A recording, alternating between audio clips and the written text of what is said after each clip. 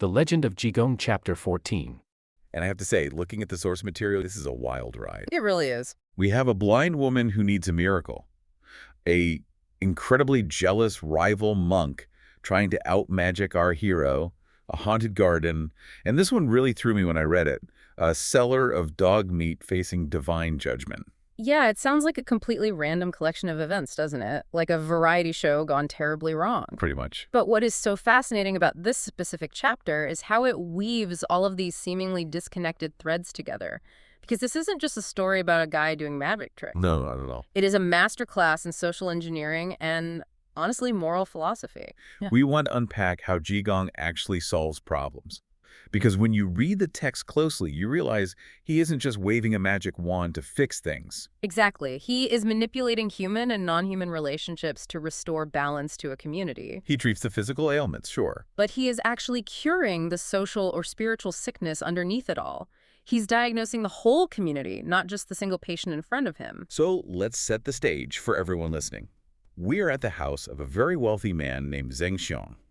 And Jigong is, true to form, already causing trouble. Always. He has just finished playing this ridiculous prank where he turns some household objects into eggplants. Just eggplants. Just eggplants. Just because he can. It's classic Jigong. He disarms people with absolute absurdity. It lowers your defenses. Exactly. He makes you laugh or makes you think he's completely crazy, and then you aren't guarding yourself against the real lesson he's about to drop. But Zheng Xiong, the host of the house, he is a bit skeptical. Very skeptical. He basically says, okay, the eggplants are funny, but show me something real. And he challenges Jigong to heal his mother, who had been completely blind for 2 years. And this is where the dynamic really shifts in the text. Zheng Xiong actually refuses to bring his mother out to see a trick. Right, he's protective. Yeah, he says, she can't see, so what's the point of bringing her out here to look at you? But Jigong insists. He says, I am only doing this specifically because she can't see. I love that line. Right. He says if she had working eyes, it wouldn't be much of a skill to show off, would it? It's really hard to argue with that logic. So the mother finally comes out. Now, I want you to walk me through the ritual here, because when I read it, it felt like a real mix of different religious traditions. It is not just straight Buddhism. It is highly eclectic, which reflects the popular religion of the time. He starts by reciting a poem about longevity. Okay. He links her life to the southern mountain and the green pine, which is very traditional Chinese well-wishing. It is deeply Taoist imagery. So he starts Taoist. But then he shifts gears completely. He draws a line over her eyes and recites the famous 6-syllable mantra, Om Mani Padme Hum. Now that is the mantra of Avalokiteshvara, right? Yeah. The bodhisattva of compassion. It is. Also known as Guanyin in Chinese. So he is actively invoking high-level Buddhist compassion right after using Taoist poetry. He's mixing the cultural desire for a long life with the spiritual power of divine mercy. And in the source, the result of this mixed ritual is immediate. The text says he draws the line, recites the mantra, and boom, she opens her eyes. But here's the catch. Yes, this is the specific detail that completely hooked me on this story. She only regains sight in her left eye. It is such a wonderfully specific, odd limitation for a miracle worker. Right. So she sees her maid, Chunmei. She sees her son. Everyone is celebrating. Zheng Xiong is thrilled, obviously. And he asks the natural next question. Hey, holy monk, you fixed the left one. Can you fix the right one too? And this is exactly where the mad monk strategy kicks into high gear. Jigong flat out refuses. He just says no. He says, I can't do the right eye. Which has to be a lie, right? I mean, he just healed the left one instantly with a simple mantra. Why on earth would he stop halfway? Oh, it is almost certainly a lie. He tells Zheng Xiong that the only person in the world who can heal that right eye is a man currently standing outside the front gate holding a baby. A very specific guy. A man named Ma Peron. Now, we really need to talk about Ma Peron, because looking at your notes here, this guy isn't some renowned traveling ophthalmologist. Far from it. The source explains that Ma Peron is utterly destitute. He's practically a beggar. Worse, he was actually suicidal. He was so poor that just prior to this, he was about to drown his own child in the river because he couldn't feed it before Jigong intervened and stopped him. That is incredibly dark. It is. He is at the absolute bottom of the social ladder. He has zero hope. So Jigong has this desperate guy waiting in the wings outside the mansion. He brings Ma Peron in, and the interaction between them is so bizarre. It's totally staged. Jigong secretly hands Ma Peron a piece of medicine. And we don't even know what it is, right? The text implies it might just be dirt from the ground or a piece of grime rubbed off his own body. Yeah, Jigong is famous for making pills out of the dirt on his own skin. Gross, but effective. Yeah. And he tells Ma Perrin to just play along. It is pure theater. Ma Perrin holds up this quote-unquote medicine and claims it is a heaven-sent elixir given directly by the Buddha. He really sells it. He does, and he says it specifically needs to be dissolved in rootless water for it to work. Let's pause there for a second. Rootless water. I have heard that term in, like, kung fu movies or fantasy novels before.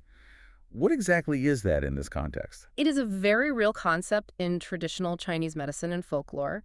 Rootless water is simply water that has never touched the ground. Oh, okay, like rain. Usually rain caught directly in a bowl as it falls, or maybe melted snow gathered straight from a tree branch. It is considered extremely pure, unpolluted by the Earth's dusty or heavy energy. Got it. So by demanding rootless water, it adds this layer of mystical difficulty to the cure. It makes the dirt pill sound incredibly fancy and legitimate. Exactly. It completely validates the medicine to the wealthy family. Meanwhile, there is this very grounded, very human moment happening in the background of all this magic. A servant woman in the house sees Ma Perrin's crying baby and actually takes it to breastfeed it while this whole medical procedure is happening. I am so glad you brought that up because that detail is crucial to understanding the social engineering here. It humanizes him. Yes. It humanizes Ma Perrin to the household. He isn't just some weird, mystical stranger performing a service anymore.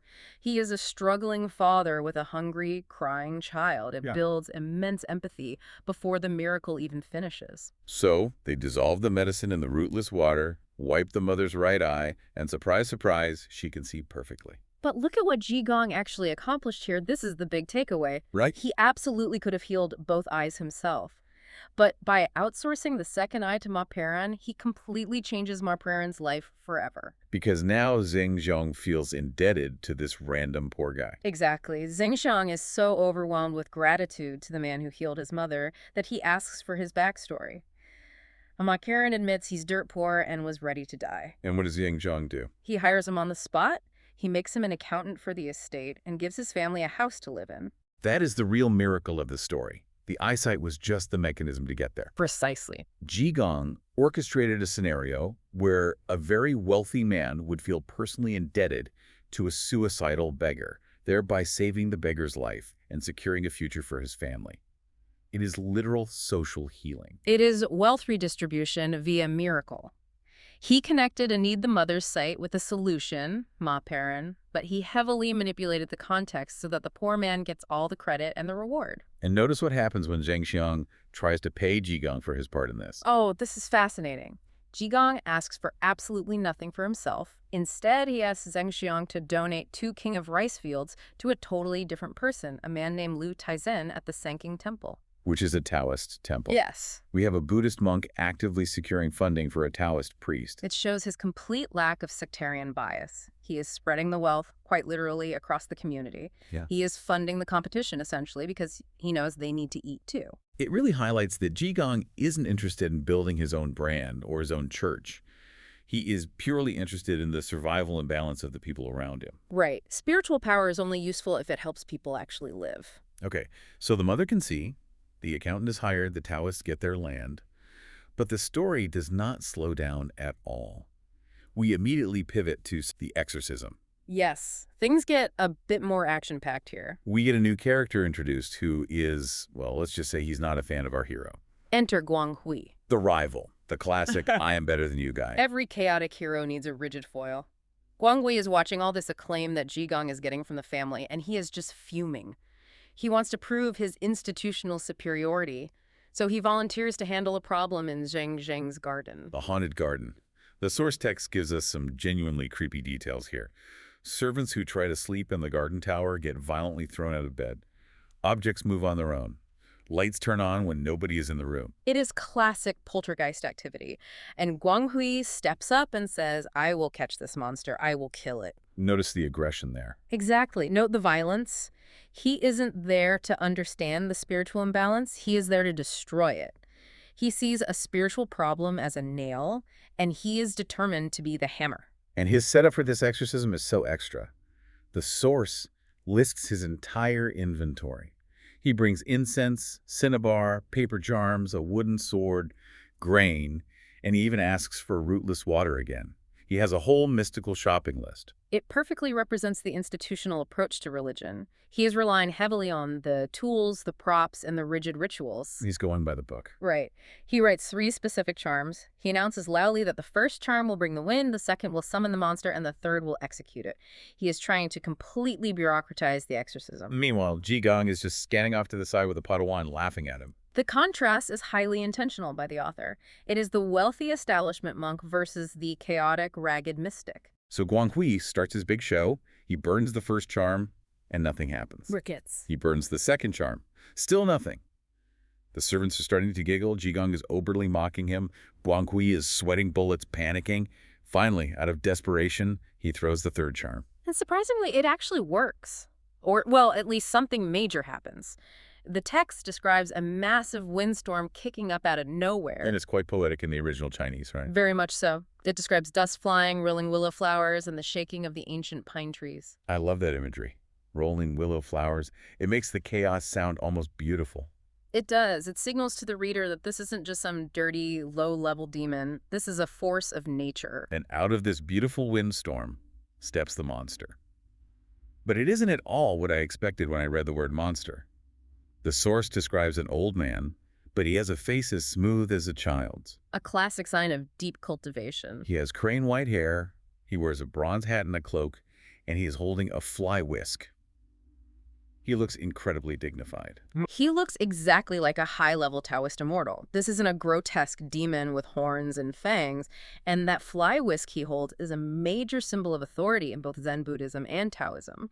It is usually used metaphorically to sweep away ignorance or worldly dust. But right now, he is not happy.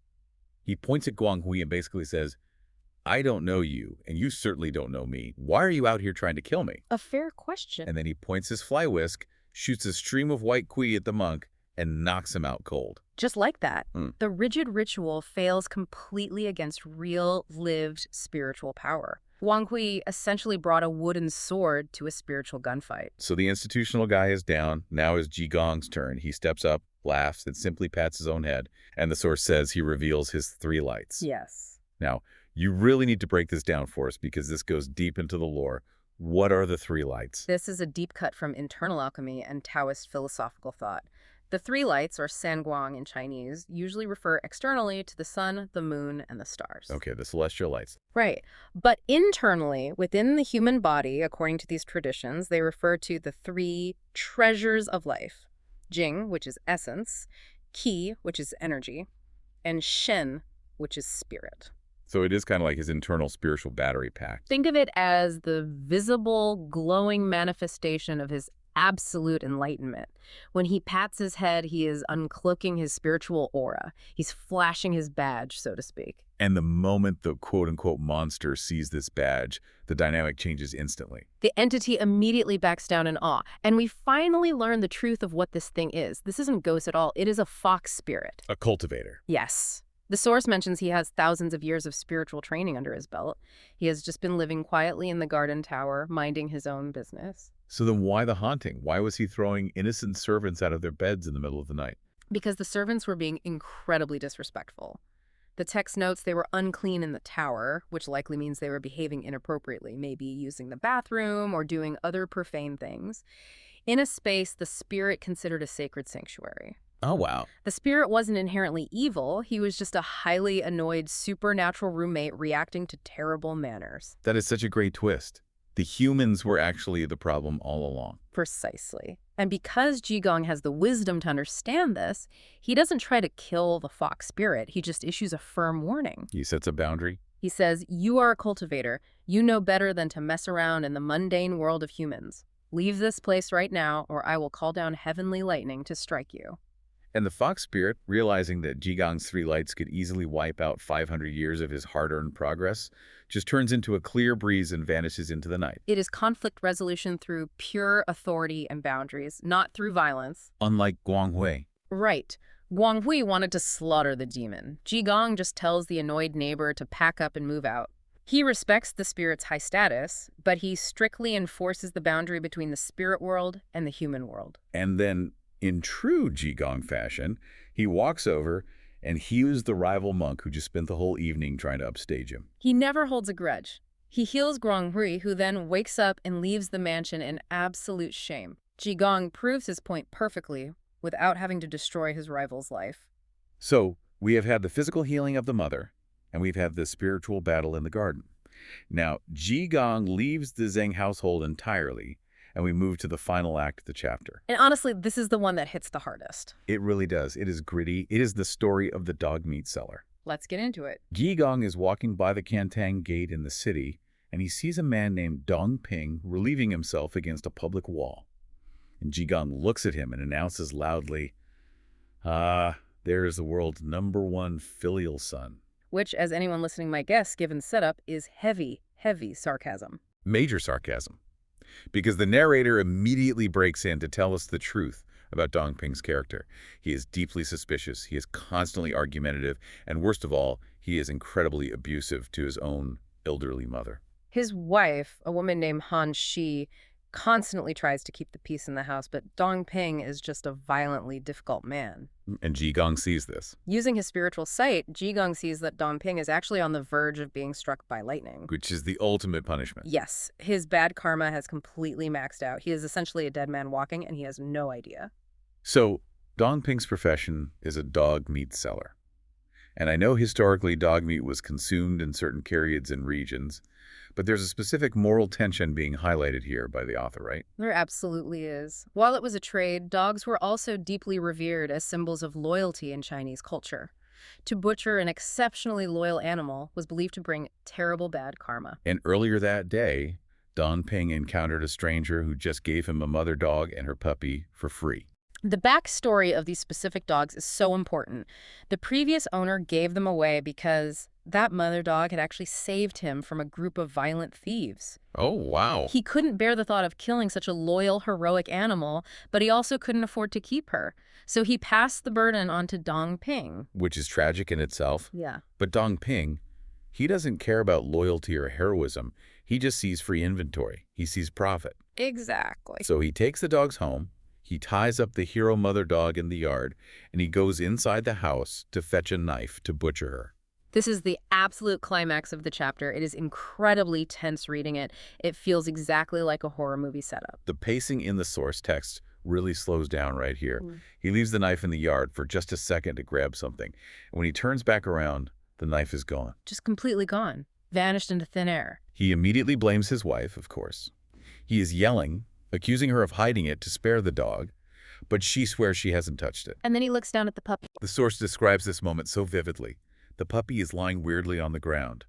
Dong Ping aggressively kicks the puppy aside, and there it is, the knife. The puppy was deliberately lying on top of the knife to hide it from the butcher. To save its own mother. And not just that, the text says that after being kicked, the puppy climbs over to the tied-up mother dog, lies protectively across her neck, and actually bares its little teeth at Dong Ping. It's standing its ground. And this is the part that genuinely gets me. The puppy is crying. Actual tears are dropping from its eyes. It is a moment of absolute piercing moral clarity. You have this grown man, Dong Ping, who treats his own human mother with utter disrespect and cruelty. Right. And right in front of him is a quote-unquote beast, a tiny puppy showing the ultimate filial piety. It is willing to risk its own life and face down a butcher to save its mother. It completely breaks him. Dong Ping drops the knife and runs into the house, absolutely terrified of what he almost did. He is shocked into sudden moral awareness. The irony that Jigong pointed out earlier in the street, loudly calling him the #1 filial son, it comes full circle. The dog is the filial son. Exactly. The human is the actual monster. It is such a powerful cinematic way to end the chapter.